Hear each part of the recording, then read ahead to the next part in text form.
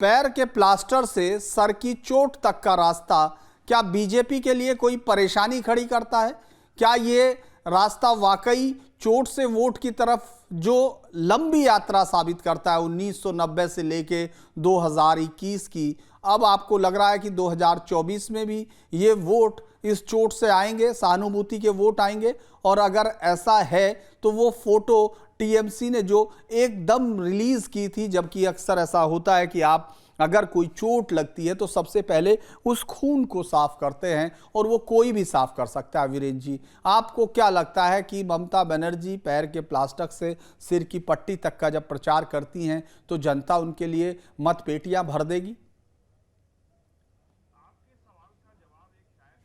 John Alia ने, मैं बहुत अजीब हूं, इतना अजीब हूं कि बस खुद को तबाह कर लिया और मलाल भी नहीं।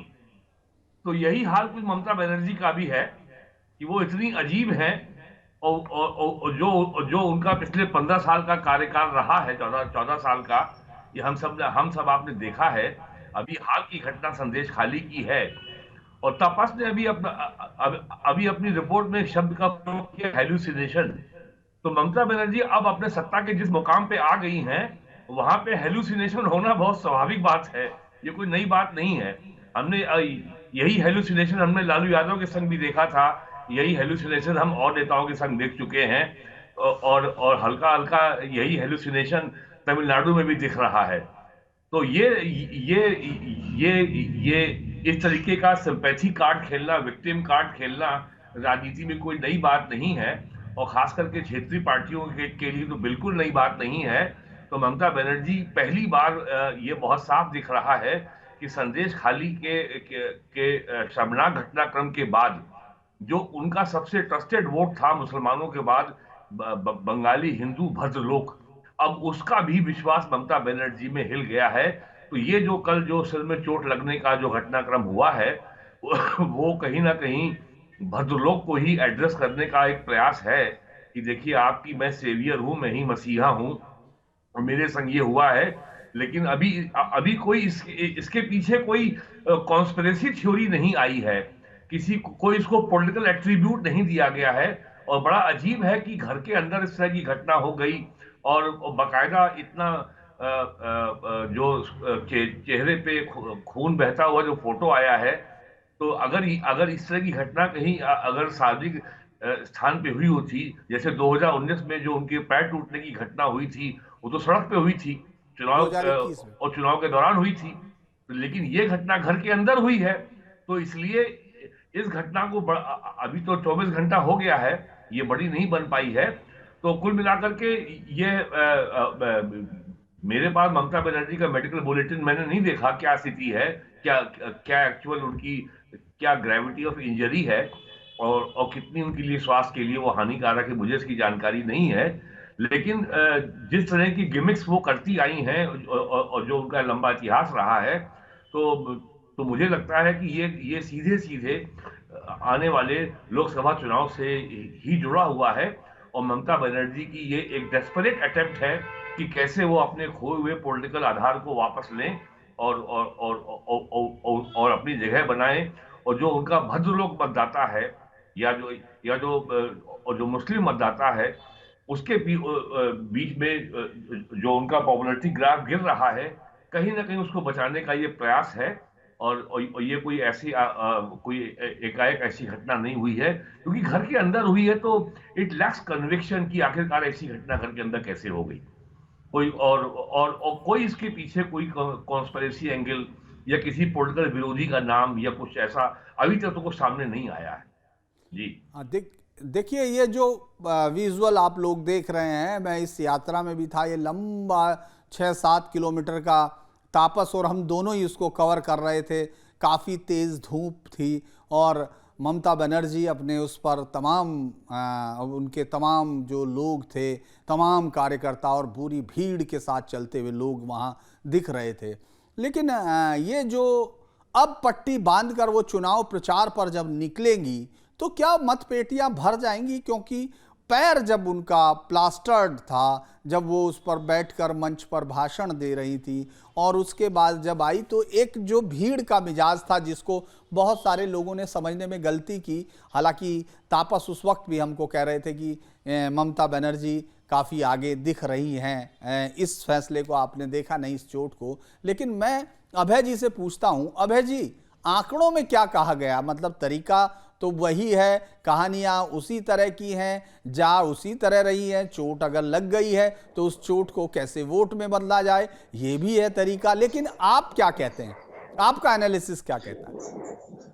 जी देखिए पुड्डीर साहब, ऐसा है कि ट्रांसपेरेंसी नहीं है। अगर पिछले बार चोट लगा था तो सबने जाना था कैसे लगा, क्या लगा। इस बार हम लोग को बताया जा रहा है कि पीछे से कोई एक व्यक्ति था, रूप के अंदर हुआ।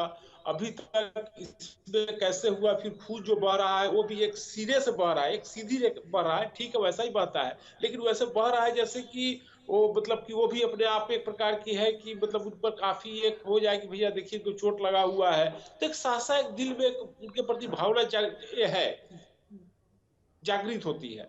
लेकिन हाँ, अगर इसको वोट के तौर पर बात करें तो यह पिछले बार भी हो चुका और ज्यादा दिन नहीं हुआ है। 2021 में और 2024 से बात करें, 2 से 2.5 साल, 2 साल का लगभग हुआ है।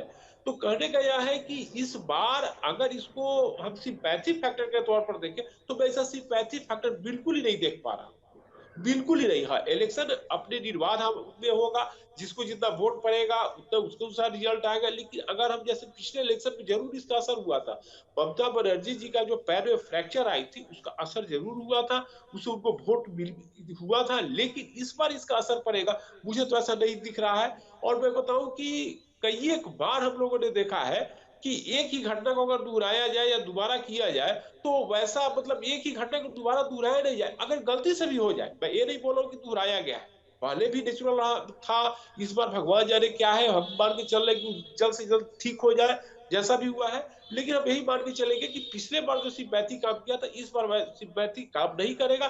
बहुत थोड़े पॉकेट में काम कर जाए, बहुत थोड़े पॉकेट में, मिनिमम पॉकेट में, तो उसका बहुत ज्यादा असर मैं नहीं देख रहा हूं।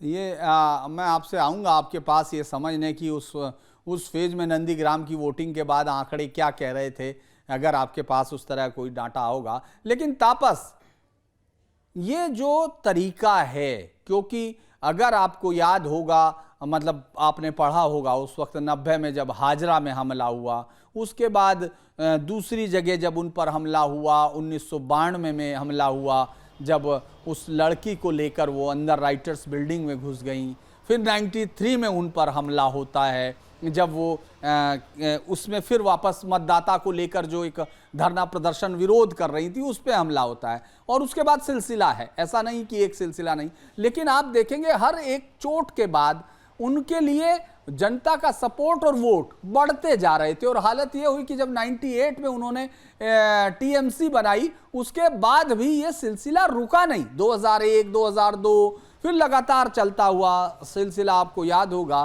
कि 2007 में जब नंदीग्राम के लिए मिदनापुर के इलाके में जब फायरिंग भी हुई, लोग मारे गए, वहाँ महिलाओं के साथ तादाद में रेप की खबरें आई थी, 14 लोगों के मरने की खबरें आई थी। वो उस समय जो पूरा एक सेंटीमेंट था वो इनके साथ जुड़ता चला गया। महिलाओं पर अत्याचार, महिलाओं के खिलाफ रेप, इस तरह की ताकत। लेकिन इस बार ममता बनर्जी जब घिर रही हैं तो वो एक ऐसी चीज पर घिर रही हैं जो संदेश खाली, जहां महिलाओं के साथ, गरीब, मजलूम, आदिवासी, दलित महिलाओं के साथ रेप करने वाले टीएमसी के गुंडों को बचाव के लिए, यानी जो पहले नेता गए थे पार्थो, आपको याद होगा, जिन्होंने कहा था ऐसा कुछ नहीं हुआ है, ये तमाम चीजों के बाद ममता बनर्जी कहीं ना कहीं बैकफुट पे तो दिख रही हैं, क्योंकि उनकी सबसे बड़ी ताकत, तुष्टीकरण को अगर हम छोड़ देते हैं तो सबसे बड़ी ताकत तो महिलाएं हैं, जो विजुअल में भी दिखाई दे रही हैं, जो आपने और हमने उस पूरी यात्रा में देखा था। उनके साथ आगे की तरफ चलती हुई महिला नेत्रियां और उसके बाद पुरुषों की भीड़ थी। तो वो हर जगह, ये देखिए स्क्रीन पर भी दर्शकों को दिख रहा होगा कि पूरी भीड़ महिलाओं की भीड़ है। उसके बाद फिर शुरू होता है पुरुषों का सिलसिला, जो उनके कार्यकर्ता और उनकी वोट है। लेकिन आज इस स्थिति में क्या आपको लगता है जिस तरह से प्रधानमंत्री नरेंद्र मोदी और उनकी पार्टी आक्रामक हुई, संदेश खाली जैसा मुद्दा उनको मिल गया, जहां महिलाओं पर रहे यानी ताकत पर अटैक है, वहां आपको लगता है कि इस तरह की चीज आपको कोई फायदा देती हुई दिख रही है वोट और सपोर्ट में? जी देखिए, ममता बनर्जी को डिविडेंड तो ज़रूर मिलेगा, मैं अपने तजुर्बे से कह रहा हूँ, क्योंकि अगर आप क्रोनोलॉजी देखें 1984 में जब सोमनाथ दा को ममता बनर्जी हराने के बाद जादवपुर से पहली बार सांसद बनी, उसके 1990 में हाजरा में जब उनका सर फोड़ा गया और उसके बाद लहूलुहान हो गए थे और कई लोगों का ये कहना था कि शायद वो अपने पैरों पे उठ खड़ी भी नहीं हो पाएगी। शी केम बैक, वो वापसी की अपना, और बहुत अच्छी तरह वापसी की। 1993 में राइटर्स बिल्डिंग के सामने जब अंधाधुंध गोली चलाई कोलकाता पुलिस ने, कई लोगों की मौत हुई और तब यूथ कांग्रेस के साथ थी ममता बनर्जी, और इत्तेफाक से मैं इस समय राइटर्स बिल्डिंग के सामने ही खड़ा हूँ 6 नंबर गेट के बाहर। इसी जगह पर जब लाशें बिछी हुई थी तब ममता बनर्जी ने ये ठान लिया था, उन्होंने कहा था कि मैं अपने बालों को तब तक नहीं संवारूंगी जब तक लेफ्ट को हम इस राइटर्स बिल्डिंग से खदेड़ कर बाहर नहीं निकालते। 2011 में आखिरकार उन्होंने यही कर दिखाया। 2006 में मुझे याद है, मैं उस दिन प्रेस कॉन्फ्रेंस में यहाँ पे मौजूद था, बुद्धदेव भट्टाचार्य चुनाव नतीजे आने के बाद वो कह रहे थे कि सरकास्टिकली कि हमारे विरोधी शून्य हो गए, लगभग शून्य हो गए, तो ये कहीं ना कहीं लोकतंत्र के लिए अच्छा नहीं है। हम गलती करें तो कौन उस गलती को सुधारेगा, कौन हमें दिखाएगा कि हम गलती कर रहे हैं। ममता बनर्जी उसी समय सिंगूर और नंदीग्राम बैक टू बैक 2 ऐसी घटनाएं हुई पश्चिम बंगाल की राजनीति में जो पूरे पश्चिम बंगाल के राजनीतिक जो इक्वेशन है उसको बदल के रख दिया। ममता बनर्जी पड़ी रही नंदीग्राम, उनको धमकाया गया, उनको मारा गया, उनको घसीटा गया। सिंगूर में भी हमने देखा कि उन पर किस तरीके से अटैक हुए कुछ जगहों पर। फिर वो कोलकाता के धर्मतला में आई, 26 दिन यहाँ पर अनशन पर बैठी। प्रधानमंत्री उस समय के डॉक्टर मनमोहन सिंह वो यहाँ पर आए थे उनसे मिलने के लिए। उसके बाद ममता बनर्जी धीरे धीरे और ताकतवर होने लगी। 2011 में पार्टी सुप्रीमो से सीधा राज्य की मुखिया यानी मुख्यमंत्री बनी और राजभवन में शपथ लेने के बाद पैदल चलकर इसी राइटर्स बिल्डिंग में वो आ पहुंची थी। उस रैली में हम भी शामिल थे, ममता बनर्जी के साथ हम गए थे और यही बाहर एक गैली है, इसी गैली से लोगों को हाथ दिखाई थी। और हमने अगर रीसेंट बात करें तो हम नंदीग्राम की बात करते हैं कि नंदीग्राम में जैसा आप बता रहे थे कि जिस तरीके से उन्हें चोट पहुंची और उसके बाद वो व्हील चेयर में जिस तरीके से कैंपेनिंग की उनको जीत हासिल हुआ। इस बार अगर लोकसभा चुनाव की बात करें, विधानसभा चुनाव से लोकसभा चुनाव के जो डायनामिक्स वो थोड़े अलग होते हैं, आपको भी मेरे से बेहतर मालूम है। लेकिन पश्चिम बंगाल में सहानुभूति वोट बैंक एक बहुत बड़ी वोट बैंक है, क्योंकि ममता बनर्जी इस बार लोकसभा चुनाव में जाते हुए उनके पास कोई इशू नहीं था। अगर हम 10 दिन पहले की भी बात बोलें, क्योंकि संदेश खाली का इशू जो था, करप्शन का इशू पिछले 2 सालों से, संदेश खाली का इशू पिछले 2 महीने से पूरी तरीके से तृणमूल कांग्रेस को घेर लिया था और सारे विरोधी एकजुट होकर बात कर रहे थे और हमलावर थे उन पर।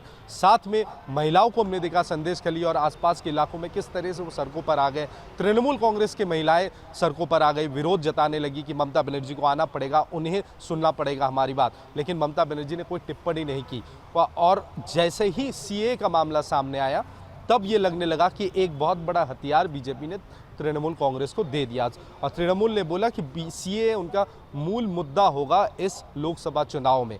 उसी बीच कल रात को ममता बनर्जी को चोट लगती है, वो अस्पताल में जाती है और लहूलुहान वो चेहरा जिसको लेकर विवाद भी खड़ा हुआ कि किसी भी हेड ऑफ स्टेट या हेड ऑफ द कंट्री अगर किसी को इस तरह की चोट लगती है तो शायद इस तरह की पब्लिसिटी पार्टी की ओर से नहीं किया जाना चाहिए, क्योंकि उसमें लॉ एंड ऑर्डर सिचुएशन भी बिगड़ सकता है। लेकिन बावजूद इसको जाने तृणमूल कांग्रेस के ट्विटर हैंडल से पहली बार ये तस्वीरें सामने आई कि वो अस्पताल के बेड पे है और उनका ये लहूलुहान हालत है। लेकिन जो सूत्रों के मुताबिक है कि ममता बनर्जी कैंपेनिंग में निकलेंगी बहुत जल्द और ये सहानुभूति वोट बैंक जिसकी बात मैं कर रहा था, इसका भी काफ़ी बड़ा योगदान है पश्चिम बंगाल के पॉलिटिक्स में, खासकर ममता बनर्जी के लिए, क्योंकि कल से लेकर आज तक कई महिलाओं से, मतलब जो गैर राजनीतिक हैं उन महिलाओं से हमने बात किया। कुछ ऐसे थे जो बहुत बड़े आलोचक थे ममता बनर्जी के।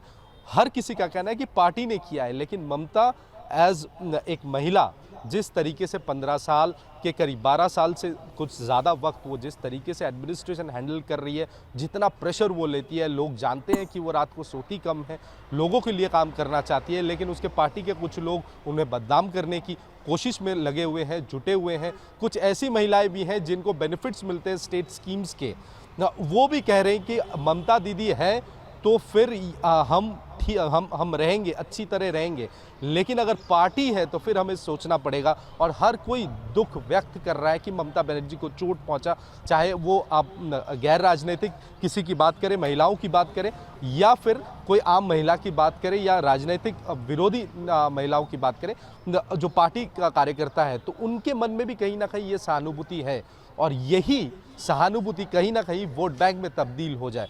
ये मैं नहीं कहता कि तृणमूल कांग्रेस को बहुत ज़्यादा सीट मिलेगी या बीजेपी को बहुत ज़्यादा सीट मिलेगी, ये तो आने वाले चुनाव में ही समझ में आएगा। लेकिन अब देखना होगा कि ममता बनर्जी जब अपने घर से बाहर कदम रखेंगी, अगर सर पे उनका बैंडेज बंधा होता है और वो अगर अलग अलग ज़िलों में लगातार कैंपेनिंग करती हैं, तो उसमें कितना असर पड़ता है। अगर मेरे अनुभव की बात माने तो महिलाएं, खासकर जो जिलों की हैं और गांव की महिलाएं हैं, जो रूरल बेल्ट की महिलाएं हैं, उनका सहानुभूति कहीं ना कहीं ममता बनर्जी के पक्ष में ही जाएगा। जैसे नरेंद्र मोदी बीजेपी के लिए है, ठीक वैसे ही ममता बनर्जी तृणमूल पार्टी के लिए वो पोस्टर वुमन है पार्टी का, और वो पोस्टर वुमन अगर इस हालत में कैंपेनिंग करती है तो कहीं ना कहीं जो रूरल वोट बैंक है वो कहीं ना कहीं तृणमूल कांग्रेस के खाते में जाने की एक बड़ी संभावना कम से कम मुझे इस समय नजर आ रहा है। धन्यवाद आपका जुड़ने के लिए। मैं बाकी सबसे बात करूंगा। मैं जाता हूं वीरेंद्र जी के पास।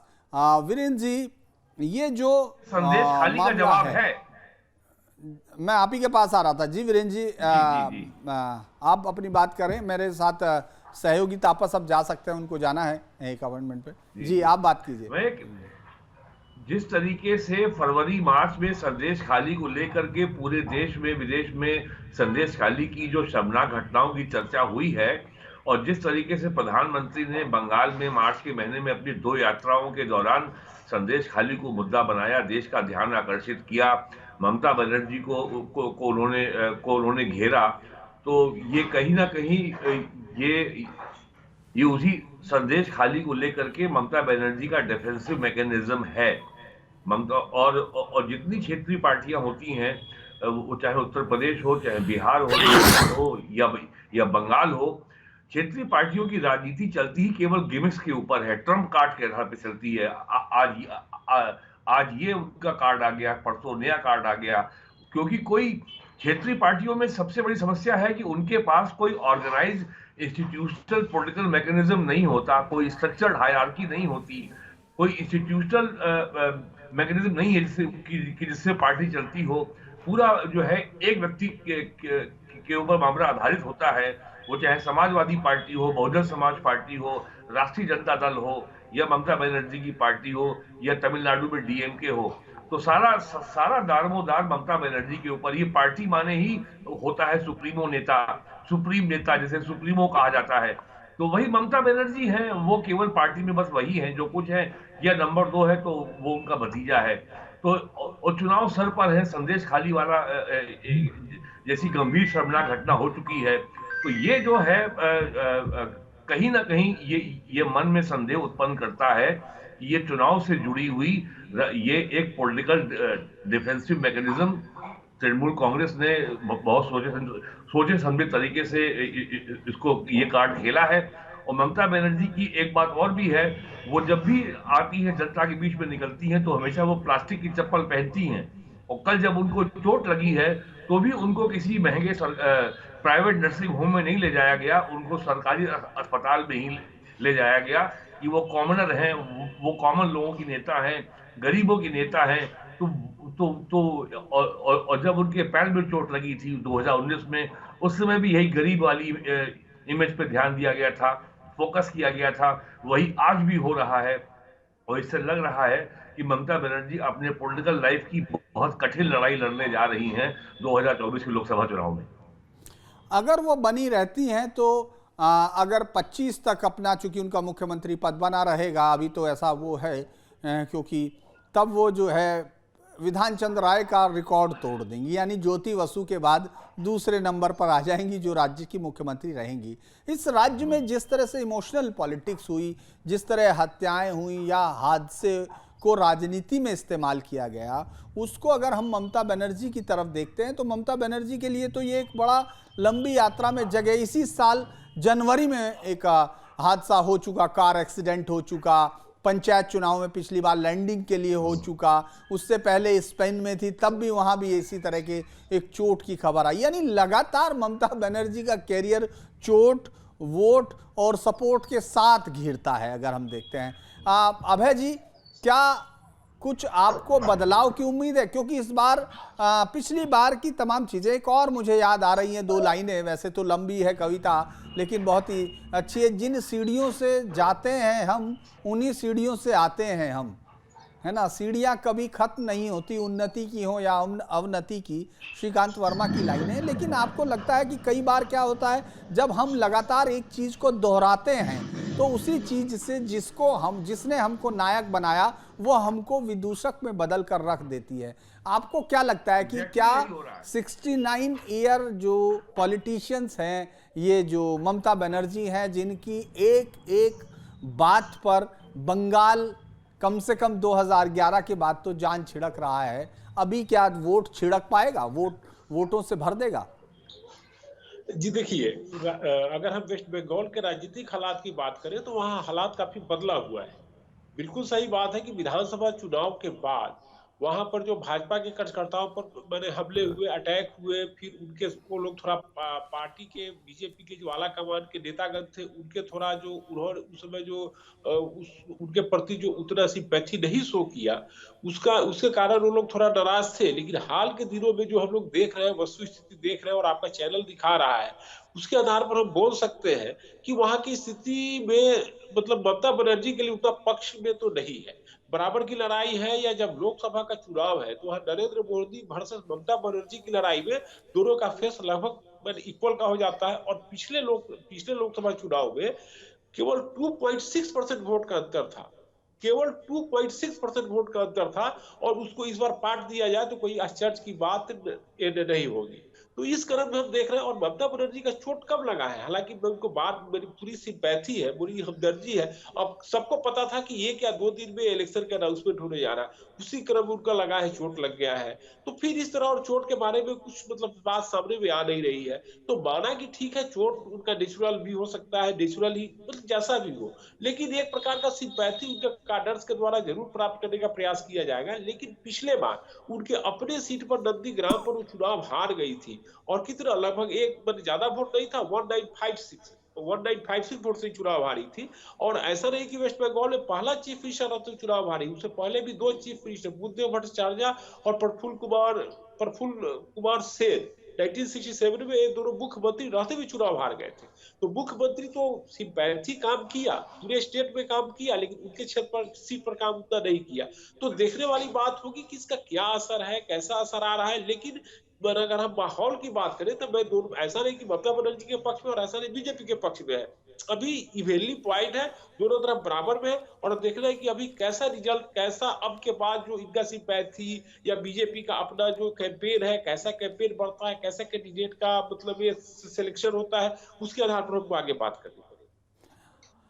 कन्याश्री योजना में वीरेंद्र जी पहला नंबर दिया गया था बंगाल को, ममता बनर्जी को उस सब में चुना गया। ताकतवर महिला रही हैं और नेता तो वो दमदार रही हैं, इसमें कोई शक नहीं है।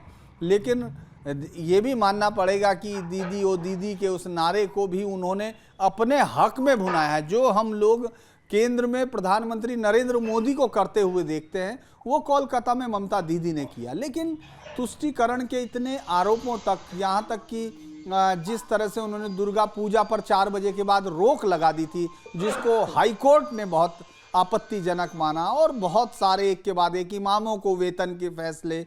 इसके अलावा उन्होंने महिलाओं के लिए एक लंबा काम किया, महिलाओं के लिए अपने आप को एक ऐसी, और अब एकमात्र मुझे लगता है मुख्यमंत्री भी वही है, महिला मुख्यमंत्री इस देश में, तो वो एक लीडर के तौर पर अभी दिख रही हैं। लेकिन कहीं एक ही दांव जब आप बार बार आजमाते हैं तो लोगों में भी उसका बहुत ज़्यादा इम्पैक्ट नहीं रह जाता। और इस वक्त जिस तरह से चुनाव आर पार का हो रहा है और महिला इशू है, इस बार बीजेपी तोला मूल के मुद्दे पर नहीं है, बीजेपी करप्शन के इशू पर नहीं है, बीजेपी इस बार जो बंटवारा रीजनल और ये कम्युनलिज्म ये तमाम चीज़ों पर नहीं है, सीए का मुद्दा उनको कैसे सपोर्ट करेगा मुझे समझ में नहीं आता कि ममता बनर्जी को उससे कोई हेल्प मिलेगी, क्योंकि जो मुस्लिम वोट है वो 96% से ज़्यादा उनको मिल चुका है, यानी वो मुस्लिम लीग से ज़्यादा मुस्लिम वोट हासिल करने वाली महिला हो चुकी हैं। चूंकि उस वक्त मुस्लिम लीग में सोहरावर्दी तो था ही, साथ में शेख मुजीबुर रहमान भी था, यानी जो सबसे ताकतवर मुस्लिम लीग लीडर थे उनसे भी ज्यादा, उनके बराबर या उनसे ज्यादा वोट वो ले चुकी हैं। अब महिलाओं के इशू पर है, महिलाओं की इज्जत का मामला है और प्रधानमंत्री नरेंद्र मोदी हर जगह उन्होंने देखिए यात्रा की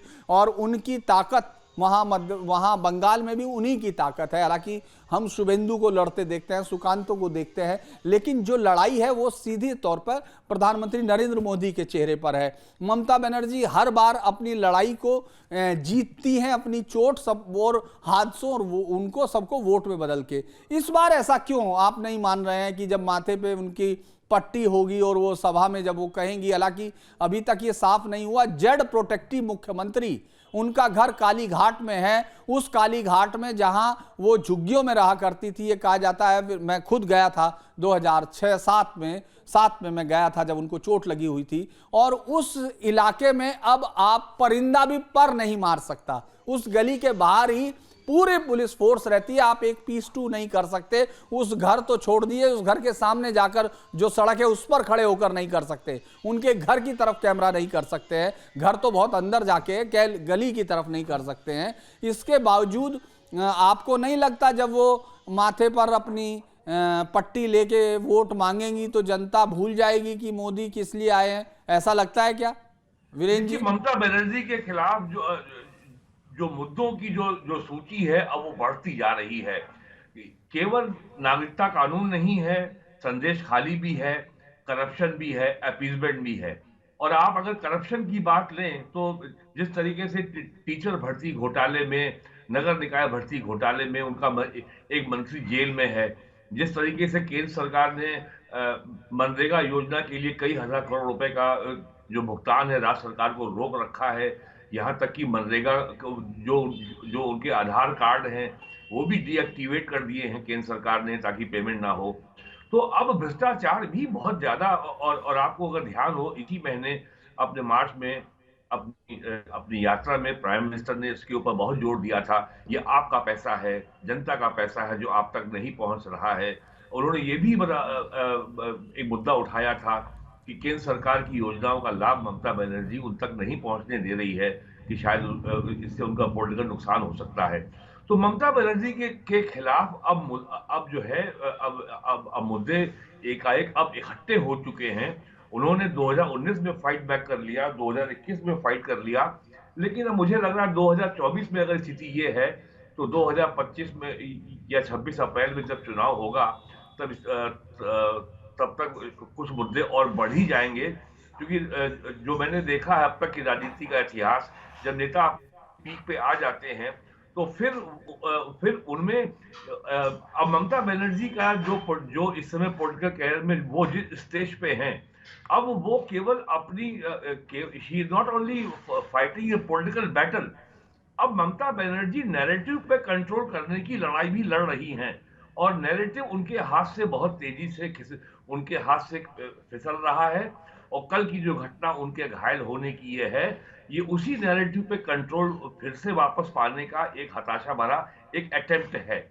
तो मुद्दे अब इनके खिलाफ जो है अब एग्रीगेट हो रहे हैं, मुद्दों की संख्या बढ़ रही है, घड़ा भर रहा है, और अब इस स्टेज पे जो आ गई है इस पे डैमेज कंट्रोल करके रिकवर करना बहुत चमत्कार की जरूरत होती है।